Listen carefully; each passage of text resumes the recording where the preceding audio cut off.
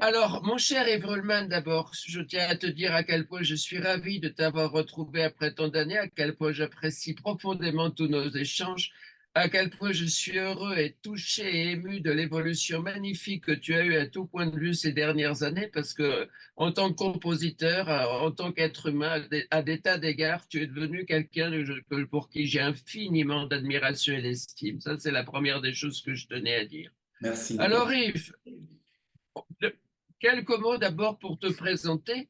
Parle-moi de ton parcours en tant que compositeur et parle-moi de tes différentes activités. Ok, merci, Nicolas, pour ta question. Vaste question. Euh, Mon parcours en tant que compositeur, euh, il n'a jamais été dissocié de mon parcours dans le cheminement de la conscience. Euh, Simplement, aujourd'hui, j'ai des mots pour en parler, alors qu'avant, soit j'avais pas les mots, soit les mots qui me venaient n'étaient vraiment pas ceux qui me convenaient. Et moi, j'ai vécu un éveil de conscience à l'âge de 15 ans qui a été juste absolument extraordinaire, dans lequel, via la beauté, en particulier via la beauté de la musique, d'un seul coup, c'est comme si j'ai eu accès à quelque chose de plus grand que ce qu'on peut voir avec nos yeux, avec les limites, au-delà des limites qui sont celles de notre monde, je dirais, palpable. Et c'est ce que j'appellerais l'au-delà, mais pas l'au-delà au sens où on l'entend habituel, donc comme étant le royaume des esprits, etc., mais simplement au-delà au sens au-delà du visible, au-delà du palpable, au-delà du tangible. Cette expérience de conscience m'a vraiment ouvert à une dimension immense de la beauté. Et pour moi, ce vecteur-là, ce chemin de la beauté, pour moi, c'est fait au travers de la musique et pour laquelle j'ai depuis et toujours une gratitude immense.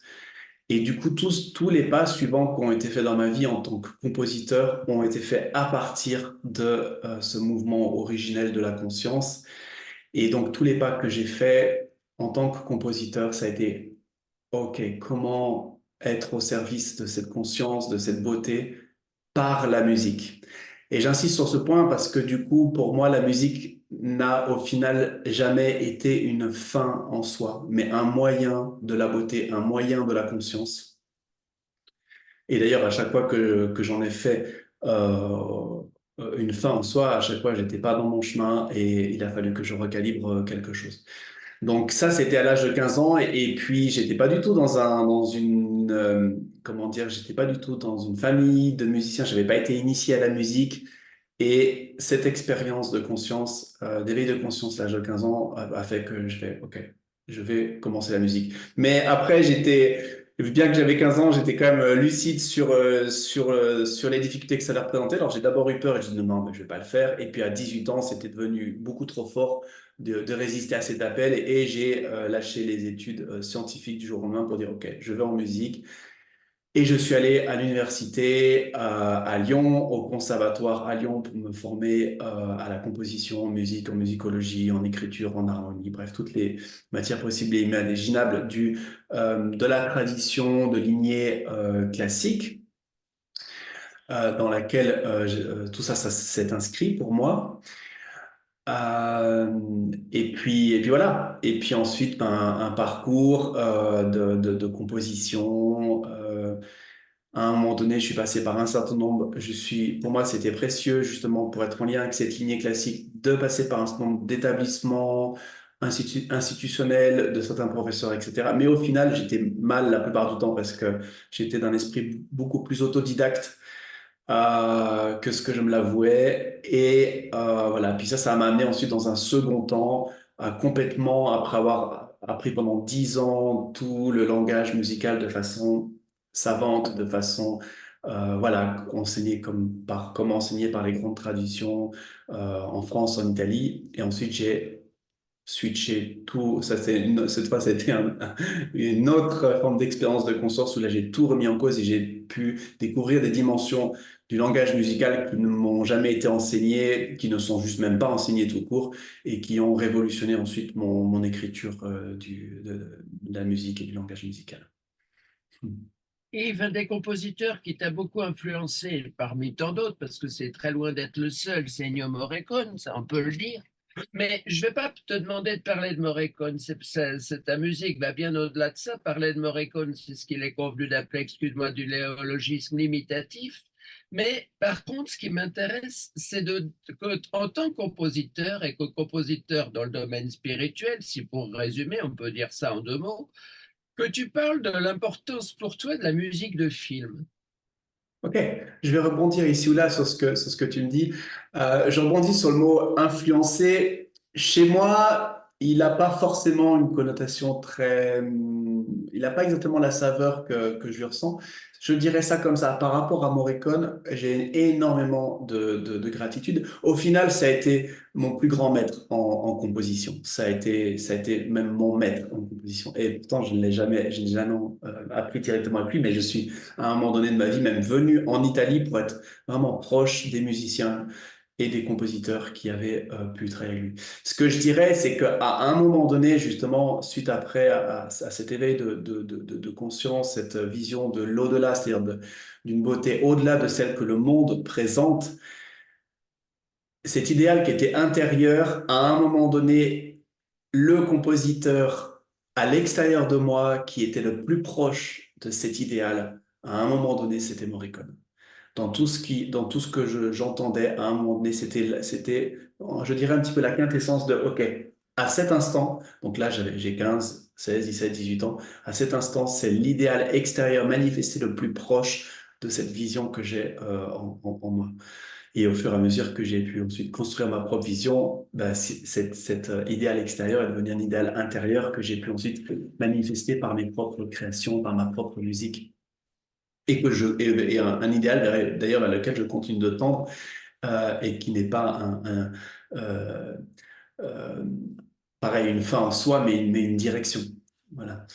La musique de film, du coup, à un moment donné dans mon parcours, la musique de film, parce que il y avait ce compositeur là qui m'a énormément inspiré et il aurait été dans un autre, il n'aurait pas fait de musique de film, il aurait exprimé ses musiques dans un autre genre, je l'aurais su. Mais comme c'est à cet endroit-là, et il y a beaucoup de raisons sociologiques qui font que c'est à cet endroit-là que ça a été possible pour un tel compositeur d'exprimer de telles choses, à un moment donné, j'ai pensé que j'allais en faire mon métier. Et en fait, en revanche, ce métier, en définitive, est beaucoup trop loin de mes aspirations et ne me permettrait absolument pas aujourd'hui d'écrire. C'est un espace qui serait beaucoup trop restreint. Mais j'ai de la gratitude pour tout ce que j'ai pu recevoir par Morricone. Après, il faut aussi savoir que la réalité de la musique de film, quand Morricone était compositeur et la réalité de la musique de film aujourd'hui sont deux mondes complètement différents. D'ailleurs, si on l'écoute dans ses interviews, il disait si c'était à refaire aujourd'hui dans les conditions que sont celles aujourd'hui de la musique de film, il ne le referait pas. Il ne le ferait pas. Et il en parlait notamment en déplorant le monde dans lequel arrivait son fils en tant que compositeur et qui pour lui c'était juste pas possible. Donc il y avait selon lui et c'est ma perception aussi une liberté créative dans son contexte qui était 100 fois plus grande que qui est celle d'aujourd'hui où tout est beaucoup plus formaté. Donc pour toutes ces raisons voilà, et même je pense même que par rapport à son contexte, son décor, je pense pas non plus que je me serais senti vraiment à pleinement ma place. Par contre, voilà, énormément de gratitude pour tout ce que ça m'a apporté dans mon parcours. Si je peux faire aussi un petit mot par rapport à la musique de film, puisque tu m'y invites, Ouais, ouais. je pense une des raisons pour laquelle justement ça a été un terreau fertile pour quelqu'un comme Morricone, il vient d'un milieu pour lequel auquel il est très identifié, hein, de la musique savante. Et d'ailleurs, il a beaucoup souffert de ne pas avoir eu la reconnaissance de ses pairs à partir du moment où il a commencé à écrire de la musique de film. Mais dans la musique savante institutionnelle, il y a quelque chose au niveau de l'élitisme qui fait que justement la musique devient une fin en soi et pas un moyen. Or, dans le cinéma, dans le meilleur des scénarios, la musique peut être véritablement un véhicule, un moyen et non pas une finalité. La musique est au service. Et ça a permis à un compositeur comme Ennio Morricone, à mon sens, de juste offrir des perles au monde de la musique, au monde de la musique de film. Mais pour moi, c'est au monde de la musique tout court. Et il le dit lui-même, une fois il était interviewé et puis on lui demandait qu'est-ce que vous aimeriez qu'on dise dans 50 ou dans 100 ans dans une encyclopédie à propos de vous. Et il a répondu, j'aimerais qu'on dise Ennio Morricone, compositeur, et sous-entendu compositeur tout court, et non pas compositeur de musique de film. Voilà, c'était pour la petite parenthèse. Yves, juste une question purement anecdotique, et puis après, je vais reparler encore un petit peu. Une simple question. À part le concert que nous avons vu à Auxerre ensemble en 2006, tu as assisté à d'autres concerts de Morricone? Deux autres concerts. J'en ai assisté un à Paris et j'en ai assisté un en 2003, sauf erreur. C'est celui-là qui a été le plus impressionnant pour moi au Royal Albert Hall à Londres. Ouais. Alors Yves, si tu me permets, je vais faire une toute petite parenthèse pour dire que moi, les deux hommes qui m'ont le plus marqué dans ma vie, c'est Serge Lama et Ennio Morricone, que ces deux hommes, je leur dois tout, que la musique de Ennio Morricone et les chansons de Serge Lama m'ont littéralement sauvé la vie, que la musique, à mon sens, c'est le plus grand art du monde, que quand on est entre les mains de génies comme ces deux-là, la musique, c'est quelque chose de sublime, que ça, c'est quelque chose que tu as parfaitement compris, que c'est pour ça d'ailleurs que tu m'intéresses. Et ensuite, dire que moi, j'ai une chance folle parce que j'ai assisté dans ma vie à au moins, je sais pas, une bonne vingtaine, mais même plus de concerts de Morricone. Et ça, je dois dire que ça fait partie des plus grandes joies de ma vie. Et j'ajouterais à ça que l'une des grandes joies de ma vie, ça a été d'inviter, tant que j'ai pu, ma mère à aller assister au concert de Morricone avec moi. Voilà. Donc Yves, avant de parler du concert que tu vas faire à Sofia, de la musique transsymphonique que tu vas enregistrer, je te propose qu'on finisse par ça, puisque c'est la cerise sur le gâteau, si je puis dire, surtout que aux joies, aux merveilles, tu as réussi à boucler la boucle par rapport au site participatif que tu as créé, ce qui est formidable. Je suis tellement heureux pour toi. Mais Yves, avant de parler de ça, de finir par ça, et là tu pourras dire tout ce que tu veux. De toute façon, tu peux dire tout ce que tu veux par rapport à ce que je te propose. Deux choses. D'abord, je vais te demander de parler de certaines expressions qui sont des outils de travail pour toi. Alors, ces expressions, je vais en citer trois parce on va parler au plus vite. Il ne faut pas que l'interview soit trop longue. Je te les cite. Facilitateur de conscience, classe symphonia et musique transsymphonique. Excellent, merci. Euh, pour moi, le premier langage, c'est celui de l'énergie et les mots parfois véhiculent d'une manière qui me plaît, l'énergie et des fois non. Alors parfois, je dois recourir soit à inventer des mots, pour trouver des vibrations, des mots qui traduisent vraiment les vibrations que je perçois, et parfois je les emprunte dans d'autres langues quand vraiment je ne trouve pas de mots. C'est le cas, par exemple, donc pour ce qui est d'une création, j'ai créé le concept de musique transsymphonique. Donc là, il a fallu que je crée des mots pour expliquer ce que c'était.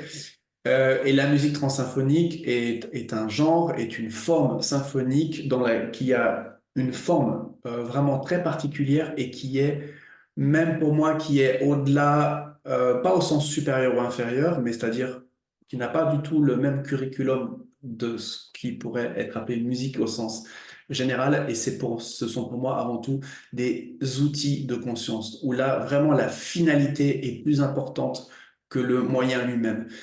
Voilà, donc trans symphonique, il y a beaucoup de jeux de mots aussi avec le mot trans dans le sens la transformation, mais c'est aussi euh, un clin d'œil à la transe chamanique, qui est justement la manière ancestrale dont le son était utilisé pour être en relation avec justement l'au-delà. Alors cette fois, c'était vraiment l'au-delà au sens les esprits et tout ça.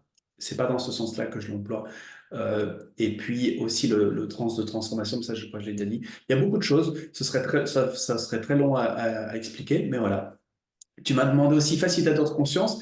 Comme pour moi, la musique est un moyen et pas une fin, et que c'est vraiment mon aspiration principale, c'est celle de la conscience, je fais aussi beaucoup de choses en rapport à transmettre la conscience, et parfois c'est avec la musique, mais parfois c'est sans la musique. Une facilitation de conscience, c'est un mot que j'ai employé donc pour que ce soit en session individuelle ou en session collective, des temps de partage autour de la conscience dans lequel il n'y a pas nécessairement la musique.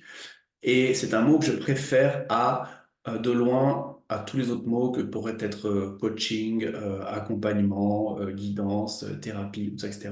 J'aime beaucoup le mot facilitation parce que toute prise de conscience, pour moi, mon point de vue, c'est que toute prise de conscience de l'autre, elle vient de l'autre. La facilitation, c'est juste aider l'autre à être en relation à ce qu'il est, à ce qu'il sait. Donc, c'est juste de faciliter. Voilà. Et en ce sens, la musique, pour moi, est un outil de facilitation de conscience. C'est-à-dire que elle facilite notre accès à une conscience plus grande, à une conscience du beau, à une conscience de l'être infini que nous sommes. Voilà. Et il y avait un autre terme dont tu as parlé peut-être? Oui, classe Symphonia. Classe Symphonia. Alors la classe Symphonia, c'est une classe d'une journée que j'enseigne à l'heure actuelle à des praticiens pour utiliser justement la musique transsymphonique dans un cadre de bien-être. Euh, J'emploie pas le mot thérapeutique volontairement. Il y a une charge, il y a une attente derrière l'aspect thérapeutique. Mais voilà, justement, le praticien, dans ses séances, il a son patient qui est sur la table de massage et qui va recevoir la musique transsymphonique et un soin énergétique.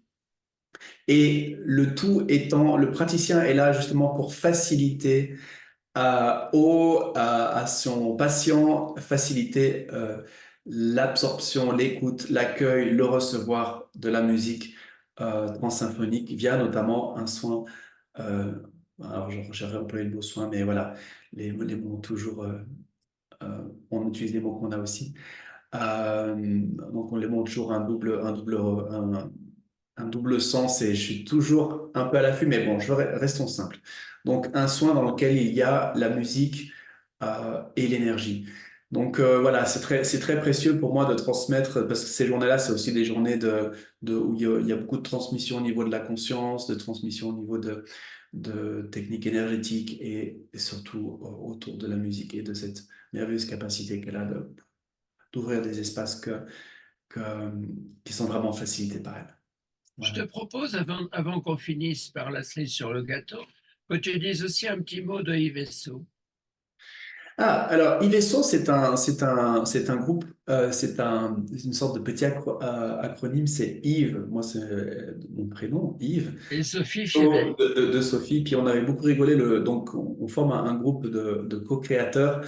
Euh, et justement, sur le plan de la conscience, avec des outils très différents et complémentaires et qui se rejoignent, la musique, la vibration, le verbe, les cris, bref, tout un tas de choses, même le rire. Et donc, on forme un groupe, du coup, qui est aussi un groupe avec lequel on a eu des co-créations, notamment en musique. Et on a beaucoup rigolé parce que quand on fait Yves et So, ça, on peut comprendre effectivement comme Yves et So, mais on a aussi le I-vaisseau. Alors, c'est rigolo parce que comme on parle d'espace, d'accès à une conscience de l'au-delà, etc., ben voilà, on peut prendre le I-vaisseau parce qu'on propose aussi des stages justement pour la conscience voilà, pour les participants. Le stage que vous proposez au mois de février, est-ce qu'on peut le suivre en ligne? Et non, malheureusement, mais il y a encore des places. Il reste encore pas Ah ouais, beaucoup. mais ça, me déplacer en ce moment, je peux pas à cause de mes problèmes de santé. Si ça avait été en ligne, je me serais tout de suite inscrit. Bon, Mais, Yves, maintenant, parlons de ce qui nous amène. Le vrai sujet de notre rencontre d'aujourd'hui, ah, même si tout ce que nous venons de dire, c'était des choses dont il fallait parler, et je suis très, très content de t'interviewer. J'en rêvais depuis des années. Je te remercie mille fois d'avoir accepté cette interview. Ton amitié et ta conscience, ça me va là. Ça me va là. Merci, Yves. merci, Je merci sais que je t'aime Nicolas. beaucoup. Merci Nicolas J'ai Trossoir. beaucoup d'affection pour toi, d'estime et de respect. Alors Yves, bon, tu as bouclé avec un site participatif qui a très bien fonctionné le financement de l'enregistrement d'une musique transsymphonique à Sofia au mois de mars. Je te laisse dire tout ce que tu en veux. Ok, alors effectivement, wow, il y aurait beaucoup à dire. Euh, Être face à un orchestre ou face à un chœur, euh, au moment de la création, c'est-à-dire au moment où ce qui est une pensée immatérielle, la musique est une pensée immatérielle, elle se matérialise. Dans l'expérience musicale, je n'ai pas jusqu'à ce jour vécu quoi que ce soit de plus beau. C'est juste absolument extraordinaire. Et ça, c'est le rendez-vous que j'ai en marche, donc en mars. Oui, en marche. C'est en marche Les pour ce deux, rendez-vous en en marche. marche pour le mois de mars. Voilà. Donc, je suis hyper touché déjà par cette dimension-là, de me retrouver face à tous ces musiciens. Et effectivement, ça sera la première fois qu'une musique trans-symphonique sera enregistrée avec un orchestre réel. Et ça, c'est pour ma plus grande joie. Euh, et d'ailleurs, mon vœu le plus cher, c'est que toutes les prochaines musiques en symphonique soient systématiquement enregistrées avec un orchestre réel. Cette pièce va être mixée avec les parties de chœur que j'ai enregistrées au préalable en 2022. Donc au final, ça va être une œuvre de grande envergure qui va qui s'appelle déjà, je suis en train de finaliser la composition en ce moment même, qui s'appelle Amour et gratitude, et c'est justement en lien à ce dont je parlais un petit peu plus tôt, à savoir la vibration des mots. Et là, dans ces œuvres, dans cette œuvre, j'utilise tout ce que j'ai découvert, comme ce que je disais un petit peu plus tôt dans l'interview, toutes ces révélations que j'ai reçues en cadeau à propos du langage musical et de cette extraordinaire mécanique qu'il y a dedans de transformation alchimique. Et donc, ces vibrations sont vraiment là du début jusqu'à la fin de de la partition. Et le sens de tout ça, ben, c'est d'amener dans notre monde tangible, d'amener ces vibrations qui sont extrêmement légères et de les amener dans un langage qui est aussi très léger, mais qui a sa densité une fois qu'il est enregistré et qui peut être communiqué, partagé, mis sur des enceintes, vibré de son son. Et voilà, puis ce financement participatif, c'était pour moi aussi une manière de dire le, l'argent n'est pas la source de la création. C'est-à-dire, on est la source de la création. Et à partir du moment où on croit vraiment, où on n'a pas de doute sur ce que l'on entend créer, les moyens arrivent. Et c'était aussi pour moi une expérience de foi, alors pas la foi au sens religieux, mais la foi au sens de savoir, ce savoir inné qu'on a tous, de savoir que quelque chose est possible et de le faire et de le réaliser. Et ça m'a aussi permis du coup de porter cette aventure, ça c'est le plus beau cadeau, à un niveau collectif. Et je sens que quand j'écris la moindre note sur la partition, que j'ai derrière toutes les personnes qui sont là et qui soutiennent ce projet. Et ça, c'est juste merveilleux. Mais Yves, et on va finir par là, ça a dû quand même te toucher énormément de boucler ton site participe de Patif, de voir tous les gens qui t'ont aidé, tous les gens qui ont eu la foi en toi. Ça a dû être un des plus beaux cadeaux que tu as reçus dans ta vie, non? Tu as dû être fou de joie de voir ça. Et là, oui, alors moi fou de joie, ça me va très bien. Alors c'est complètement ça, oui, oui, ouais, non mais c'est ça. Et c'est pas parce qu'on sait qu'une chose est possible qu'on en perd la gratitude et l'émerveillement. C'est-à-dire que c'est ça, c'est à la fois je sais que c'est possible et à la fois mais tellement de joie, tellement de gratitude et tellement de cadeaux avec toutes ces personnes autour. C'est juste merveilleux, ouais, c'est juste immense. Donc ouais, énorme, ben justement, énormément d'amour et de gratitude et c'est pour moi c'est vraiment à rendre manifeste quelque chose de cet au-delà dont je parlais tout à l'heure, donc de cette dimension qui est plus grande que celle qu'on peut voir avec nos yeux limités. C'est ramener cet au-delà dans la matière. Et pour moi, c'est ça le plus beau cadeau de la musique, c'est ramener quelque chose de plus grand, ramener quelque chose d'infini dans un monde fini. Et ça, c'est juste pour moi tellement bon, tellement merveilleux.